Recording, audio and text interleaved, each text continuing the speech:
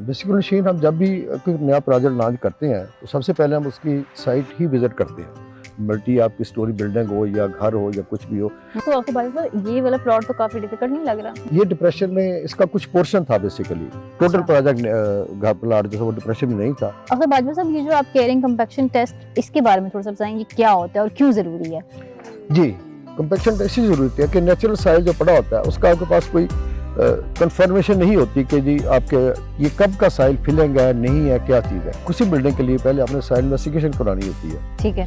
और जब साइल इन्वेस्टिगेशन होती है उससे पता चल जाता है कि आपके इस जोन की, इस एरिया की बेरिंग कैपेसिटी कितनी है। ठीक है। कि जो साइल है वो कितना लोड बर्दाश्त कर सकता है। ठीक है। उसको अगर उसकी बेरिंग कैपेसिटी स्टैंडर्ड से कम आती है या 0.5 आती है, 0.75 आती है, तो उसके बाद फिर हम उसके स्ट्रक्चर को, उसकी बेरिंग कैपेसिटी को इम्प्रूव करने के लिए उसको डिफरेंट तरीके इस्तेमाल करते हैं। जैसे रोड रूलर है या इस तरह ही उसके अंदर वाइब्रेटर रूलर भी होता है, वो भी इस्तेमाल करते हैं।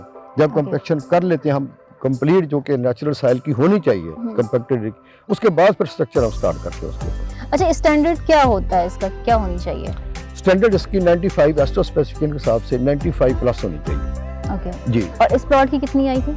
इसकी कोई 0.6 आई थी। ये बहुत कम है। जी, ये कम है, इसीलिए हमें इसकी कंपैक्शन करनी पड़ी।